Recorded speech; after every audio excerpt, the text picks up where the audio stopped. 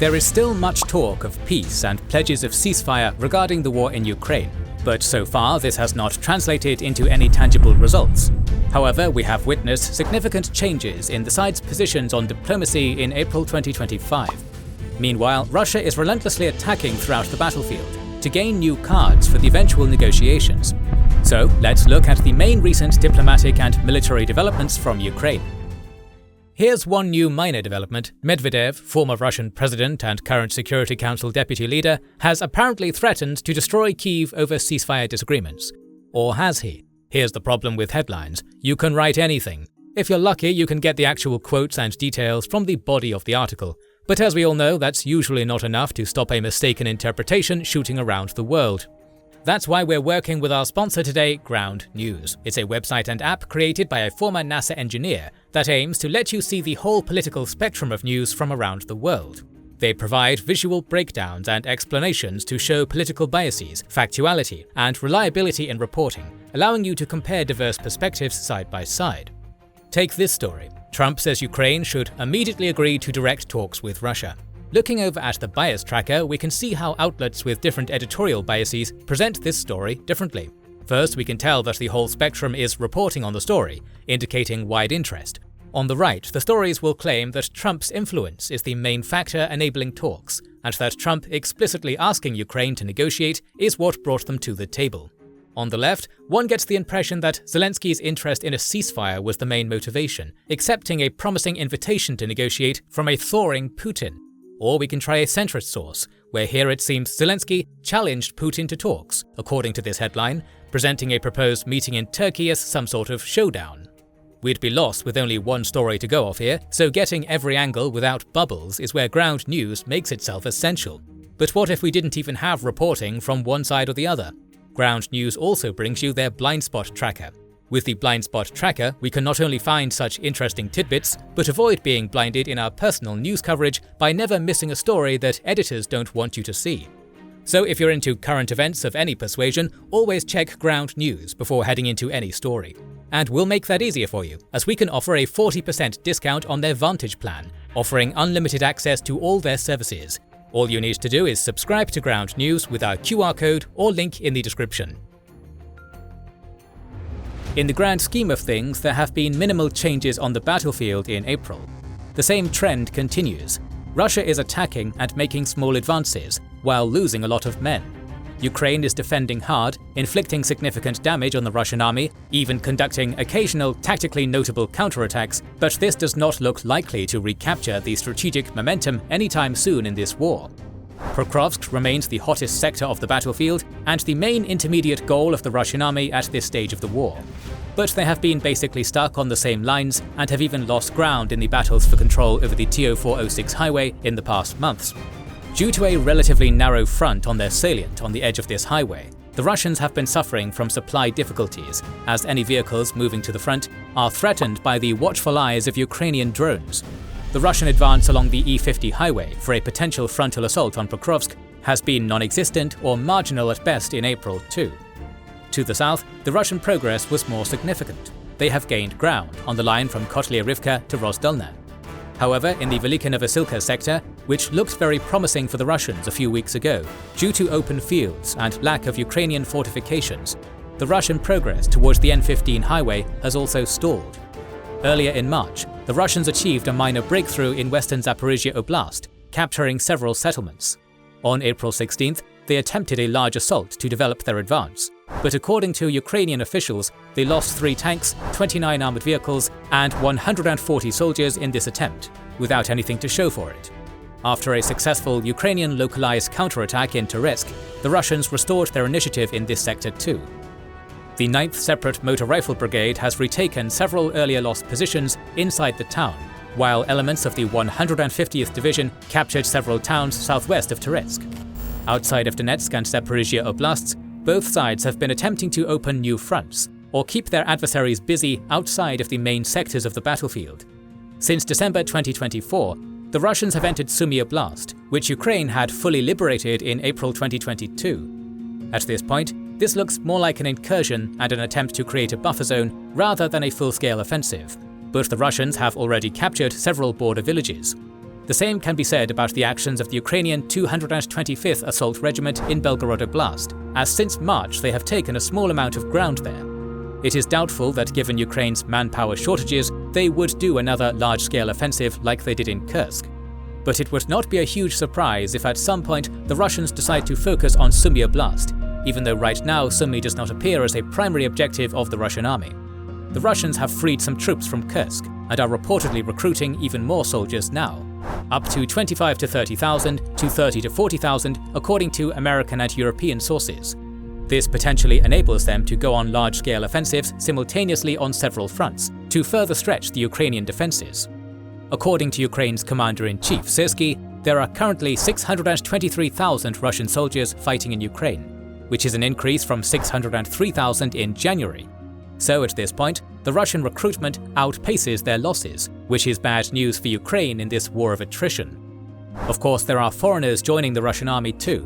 We have already reported about the large North Korean contingent, which was fighting in Kursk Oblast.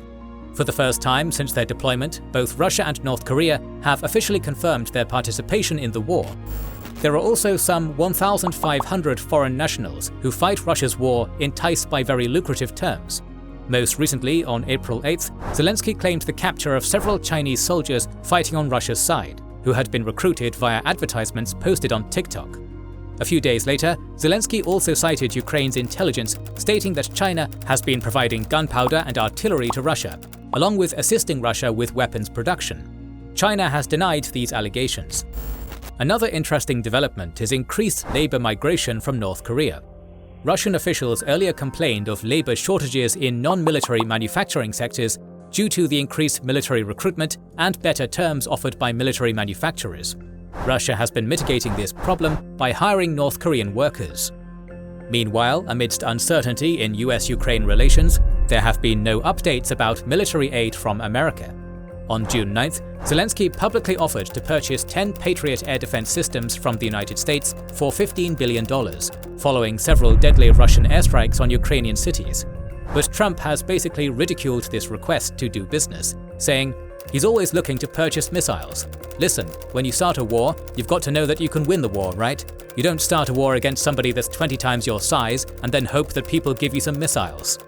The difference is that Zelensky is not asking to give anything, he wants to buy it. And Trump's response indicates that at this point, the United States is not interested even in selling weapons and equipment to Ukraine.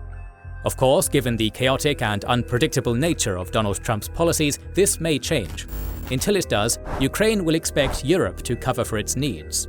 In April, Germany promised 4 additional Iris-T air defense systems, missiles for the system, and 120 man-portable air defense systems, while Belgium pledged 2 additional F-16 jets, which Ukraine primarily uses in air defense.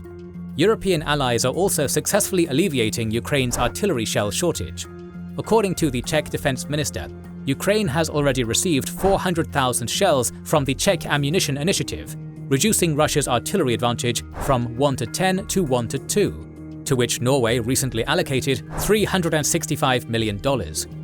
Germany also announced its intention to send 500,000 artillery rounds to Ukraine in 2025, while Denmark and the Netherlands pledged additional funding for artillery shells to send to Kyiv.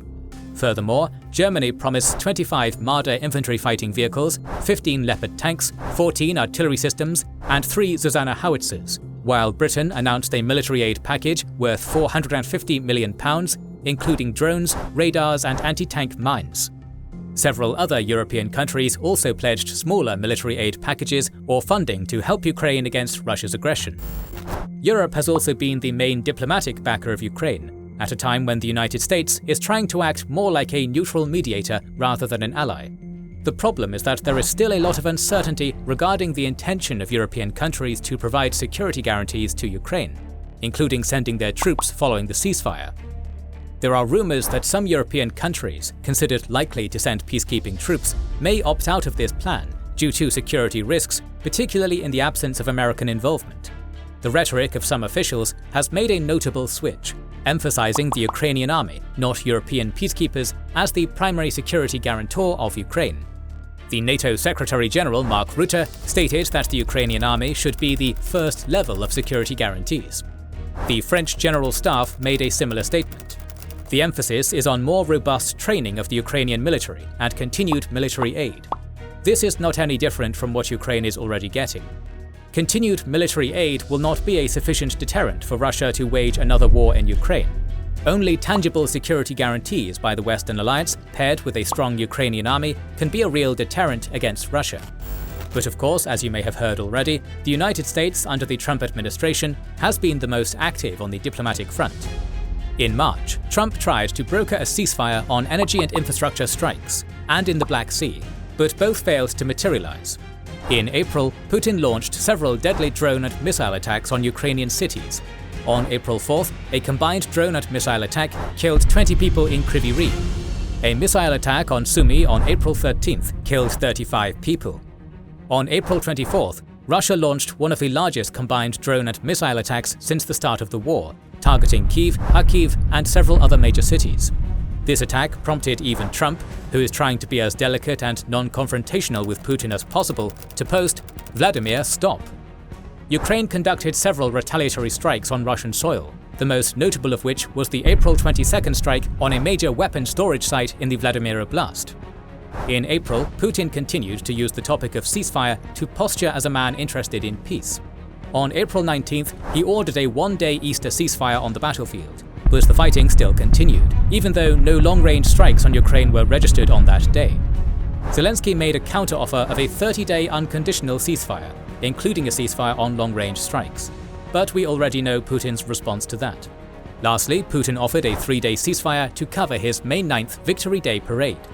Zelensky responded by criticizing Putin's motivation for this offer, accusing him of trying to safeguard his parade, while posturing as a man who is interested in negotiations. He once again made an offer of a 30-day ceasefire instead. Meanwhile, Trump is growing frustrated with his inability to stop the war in Ukraine, which was one of his main campaign promises. The US Secretary of State Rubio stated on April 18th that if the sides do not accept Trump's framework for the conclusion of the war, then the United States may just end its mediation efforts. According to Rubio, Trump is probably at a point where he's going to say, "Well, we're done." The American president himself said on April 24th that the question of leaving negotiations should be answered in 2 weeks, depending on the result. Donald Trump has made angry tweets and given interviews expressing frustration with both Zelensky and Putin, which is a bit of a shift, since earlier Zelensky was more of a usual target for his criticism. Trump stated he is not a big fan of Zelensky, while also accusing him of starting the war. But he also accused Putin of shooting missiles into civilian areas, cities and towns, and floated banking or secondary sanctions as a punishment if Putin doesn't want to stop the war and is just tapping me along. Although Trump was critical of both leaders, he and other officials like Rubio, Kellogg and Witkoff have been meeting with both sides to find a formula for a peace deal. And this is what they have reportedly come up with. The United States is ready for a de jure recognition of Crimea as Russian territory, and de facto recognition of Russia's control over the occupied territories of Luhansk, Donetsk, Kherson and Zaporizhia oblasts. The US promises that Ukraine will not join NATO, while noting that Kyiv can join the EU. All sanctions against Russia will be lifted, while the United States will intensify economic cooperation with Russia, particularly in the energy and industrial sectors. In exchange, Russia will return the occupied portion of the Kharkiv Oblast, the Kinburn Spit, the Kakhovka hydro power plant, and the territory of the Zaporizhia power plant, which will be operated by the United States, supplying electricity to both Ukraine and Russia, unspecified security guarantees from unnamed European countries, unimpeded passage through the Dnipro River, and compensation for rebuilding of the country, although the document does not make the compensating side clear. It is notable that the United States does not demand Ukraine to recognize Crimea as a territory of Russia, but even in the absence of this demand, if Ukraine signs a document containing this provision, it would indirectly legitimize Russia's sovereignty over Crimea. This is why Zelensky publicly rejected signing any document containing recognition of Russia's de jure control over Crimea. Ukraine and Europe's counter-proposal contained several notable differences. It suggests waiting for the discussion of territorial questions until after the ceasefire. Regarding security, this document states that there will be no limits on the Ukrainian army and no restriction on Ukraine's allies stationing their forces on its territory. It also requests security guarantees akin to NATO Article 5 protection, including by the United States. Ukrainians and Europeans argue in their proposal that sanction relief should be gradual, after a sustainable peace is achieved, and can be reinstated if Russia breaches the peace deal. Finally, the counter-proposal specifically mentions frozen Russian assets abroad as a source of financial compensation for the reconstruction of Ukraine. Meanwhile, Lavrov also officially stated Russia's terms.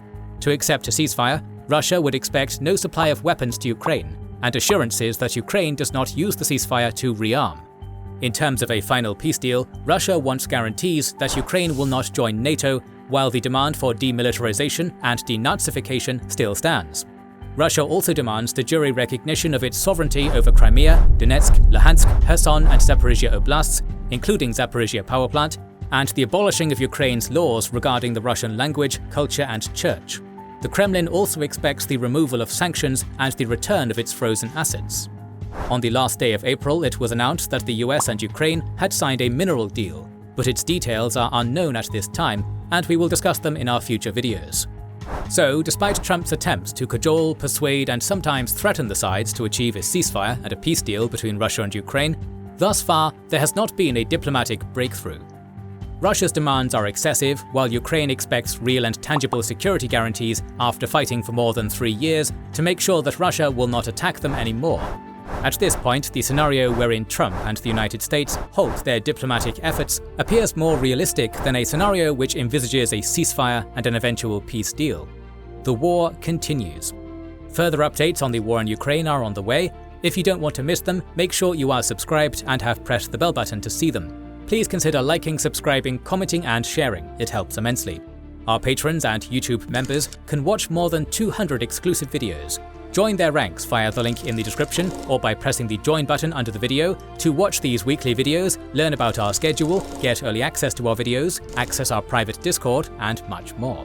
This is the Kings and Generals channel and we will catch you on the next one.